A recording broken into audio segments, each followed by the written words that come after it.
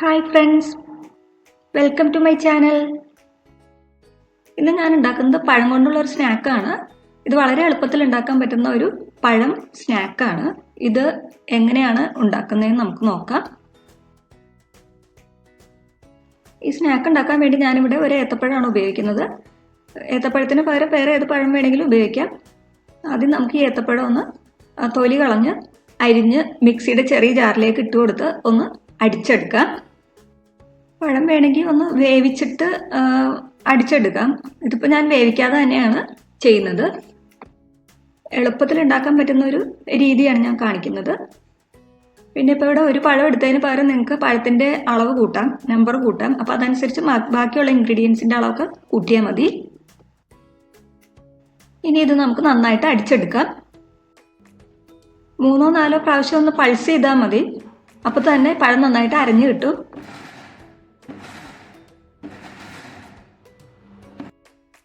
പഴം നന്നായിട്ട് അരഞ്ഞിട്ടുണ്ട്. ഇനി നമുക്കിതിലേക്ക് പഞ്ചസാര മധുരത്തിന് ആവശ്യമായ പഞ്ചസാര ചേർത്ത് കൊടുക്കാം.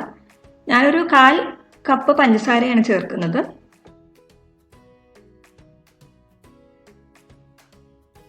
വീണ്ടും ഒന്നുകൂടി അടിച്ചെടുക്കാം. ഒന്നിലിട്ടൊന്ന് അടിച്ചാൽ മതി. പഞ്ചസാര അതിലേക്കൊന്ന് ചേരുന്ന വരെ ഒന്ന് അങ്ങോട്ട് അടിച്ചെടുത്താൽ മതി.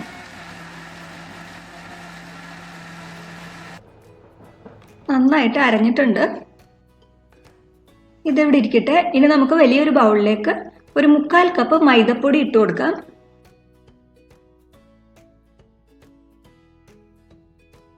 കാൽ കപ്പ് ഗോതമ്പ് പൊടി ചേർത്ത് കൊടുക്കാം.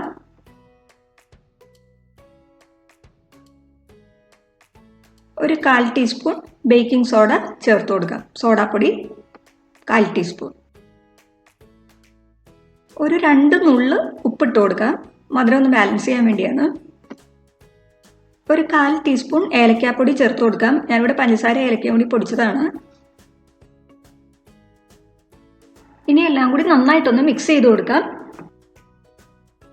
നല്ലതുപോലെ മിക്സ് ചെയ്തതിന് ശേഷം നമ്മൾ അരച്ചു വെച്ചിരിക്കുന്ന കൂട്ട് ഇതിലേക്ക് ചേർത്ത് കൊടുക്കാം. പഴവും പഞ്ചസാരയും കൂടി അരച്ചു വെച്ചിട്ടില്ല, അത് ഇതിലേക്ക് ഇട്ട് കൊടുക്കാം.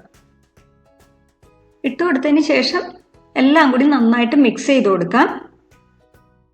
നല്ലതുപോലെ മിക്സ് ചെയ്തതിന് ശേഷം വെള്ളത്തിൻ്റെ കുറവുണ്ടെന്നുണ്ടെങ്കിൽ അല്പം പാല് ചേർത്ത് നന്നായിട്ട് കുഴച്ചെടുക്കാം. നമുക്ക് ചപ്പാത്തിക്ക് കുഴക്കുന്ന പോലെ കുഴച്ചെടുക്കാം. ഞാനിവിടെ 1/4 കപ്പ് കാച്ചാത്ത പാലാണ് ഞാൻ എടുത്തു വെച്ചിരിക്കുന്നത്. അത് ഫുള്ളും ഇതിലേക്ക് ഒഴിക്കേണ്ടി വരില്ല കേട്ടോ. കുറേശ്ശെയായിട്ട് ചേർത്ത് കൊടുത്താൽ മതി. ഞാനിവിടെ നന്നായിട്ട് കുഴച്ചിട്ടുണ്ട്. ഇനി ഇതിനെ ഒരു അരമണിക്കൂർ നമുക്കൊന്ന് മാറ്റി വയ്ക്കാം. 1/2 മുതൽ 1 മണിക്കൂർ വരെ വെക്കാം കേട്ടോ. ഏകദേശം 1/4 മണിക്കൂർ ആയിട്ടുണ്ട്. ഇനി നമുക്കിതിനെ ഒന്നുകൂടി നന്നായിട്ട് കുഴയ്ക്കാം. ഇനി ഇതിൽ നിന്ന് അല്പാൽപ്പം എടുത്തിട്ട് ഇതുപോലെ ഷേപ്പ് ഉണ്ടാക്കിയെടുക്കാം. ഇപ്പം ഞാനിതുപോലെ ഫിംഗർ ഷേപ്പിലാണ് എടുക്കുന്നത്. നമുക്കിതുപോലെ കംപ്ലീറ്റ് മാവ് കൊണ്ടും ഫിംഗേഴ്സ് ഉണ്ടാക്കി വെക്കാം. ബനാന ഫിംഗേഴ്സ് ഉണ്ടാക്കി വെക്കാം. ഞാനിവിടെ ഫുൾ മാവ് കൊണ്ട് ഇതുപോലെ ബനാന ഫിംഗേഴ്സ് ഉണ്ടാക്കി വെച്ചിട്ടുണ്ട്. ഇനി നമുക്ക് ചട്ടിയിൽ എണ്ണ ഒഴിച്ച് ചൂടാക്കിയിട്ട് അതിലേക്ക് ഇത് ഇട്ട് കൊടുക്കാം, വറുത്തെടുക്കാം. എണ്ണ നന്നായിട്ട് ചൂടായി കഴിയുമ്പോൾ മീഡിയം ഫ്ലെയിമിലേക്ക് ഇട്ടിട്ട് വറുത്തെടുക്കാം. ഏതെണ്ണ വേണമെങ്കിലും യൂസ് ചെയ്യാം കേട്ടോ. ഞാനിപ്പോൾ സൺഫ്ലവർ ഓയിലാണ് യൂസ് ചെയ്യുന്നത്. ഇതിനെ നമുക്ക് തിരിച്ചും മറിച്ചും ഇട്ട് കൊടുത്ത് ഏകദേശം ഒരു ഗോൾഡൻ ബ്രൗൺ കളർ ആവുന്ന വരെ വറുത്തെടുക്കാം നമുക്ക്. ഇതിപ്പോൾ റെഡി ആയിട്ടുണ്ട്. നമുക്കിത് എണ്ണയിൽ നിന്ന് കോരി മാറ്റാം.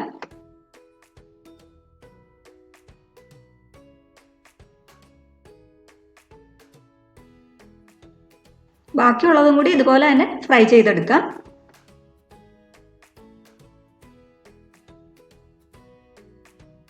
എല്ലാം ഞാനിവിടെ വറുത്തെടുത്തിട്ടുണ്ട്. ഇതിപ്പോൾ ഇങ്ങനെ തന്നെ കഴിക്കാൻ വളരെ ടേസ്റ്റാണ്. ഇത് നമുക്ക് അല്പം കൂടി ടേസ്റ്റ് കൂട്ടാൻ വേണ്ടിയിട്ട് ഒരു സൂത്രപ്പണി ചെയ്യാം.